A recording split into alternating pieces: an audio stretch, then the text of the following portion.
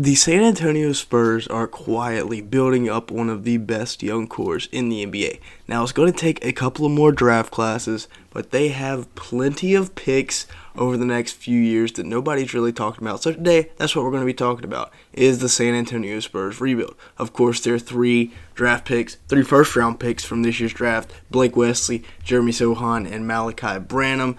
Speed the process up a little bit. Branham and Wesley have both been playing in the summer league, while Sohan was not able to. They did lose a couple of guys in free agency, Lonnie Walker and DeJounte Murray, so they're kind of hitting the reset button a little bit.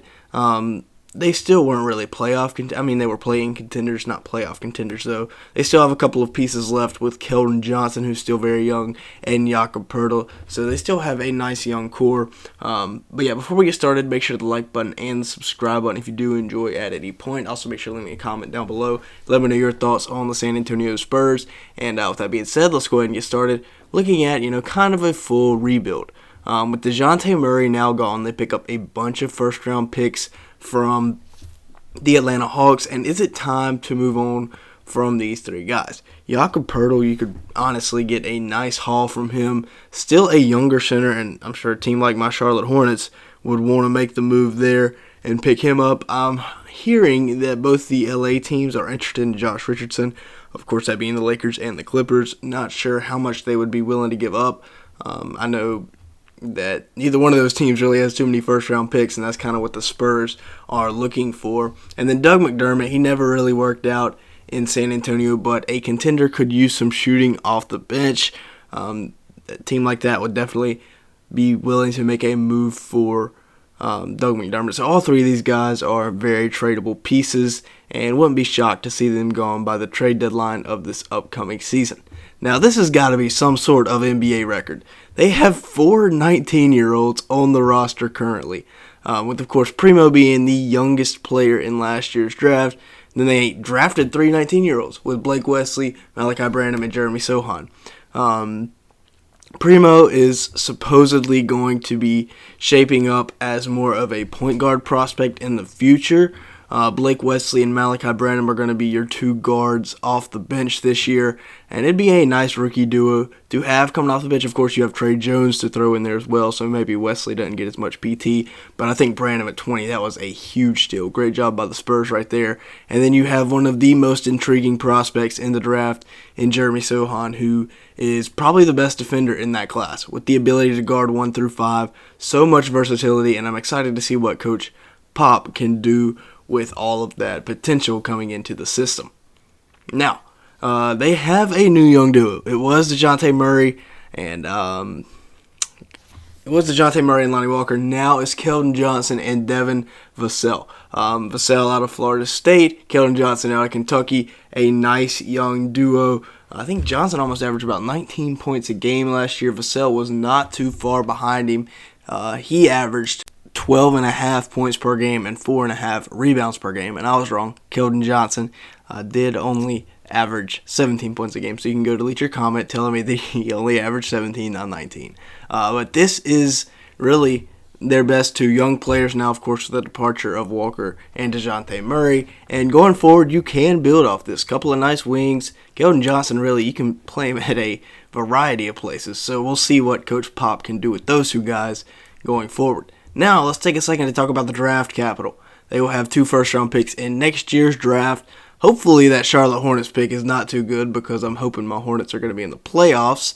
But you never know with the Miles Bridges situation. That pick gets a whole lot more valuable. They also have their own in 2023. 2024, they only have their own pick. 2025, they have 3 first-rounders from Atlanta, Chicago, and themselves. Chicago could be in a pickle by then. So that could be very valuable. They have their own in Atlanta's in 2026. Same in 2027 because, of course, all those first-round picks. I believe one of those is a pick swap, though, with the Atlanta Hawks. Now, is it Victor Wembanyama time in San Antonio? I think the 2 teams that are going to be in the running the most for Wembanyama, who is as much of a generational prospect as we have seen in the NBA in a long, long time. That's the number 2 overall pick right there on the right, and Wembanyama just looks so much bigger. Here he is giving Rudy Gobert buckets. So yeah, Wembanyama is a insanely good talent, and I think the Thunder and the Spurs are going to be the two teams that are in the running for him to take with that top overall pick, and it'll likely his value will probably go up or down depending on how well Chet Holmgren plays, because they are, almost not the exact same player, but in ways they are kind of the same. You also have Scoot Henderson out of the G League Ignite, and the Thompson brothers right here, Asur, I think, and Amit. I don't even know. I'm not going to try to pronounce it, but these two cats can straight up ball. So that's what you're looking like for about the top four. Also, like Derek Lively out of Duke. Going to be a couple of Duke guys. So, yeah, it's a pretty stacked draft class in 2023. A lot of teams, including the Knicks, just completely punted out of the 2022 draft into 2023. Now, how much longer is Coach Greg Popovich going to be leading the way for this San Antonio Spurs franchise? I don't think it's too much longer. He is in his 70s now. Of course, he doesn't really have anything else to do other than coach basketball, but I think it's almost time for him to retire. Him and Krzyzewski, they were both around the same age. He's a little bit younger, though, but it's about time for Coach Pop to retire. So if they're going through a full rebuild, they might not have Coach Pop on the other side of it. Now, let's take a minute to look at their lineup heading into next year. This team probably not going to win very many games, especially when you throw in the fact that two guys in the bottom corners are probably going to be traded. Josh Richardson, Jakob Poeltl.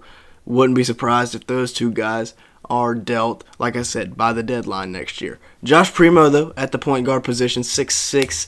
We will see how he translates.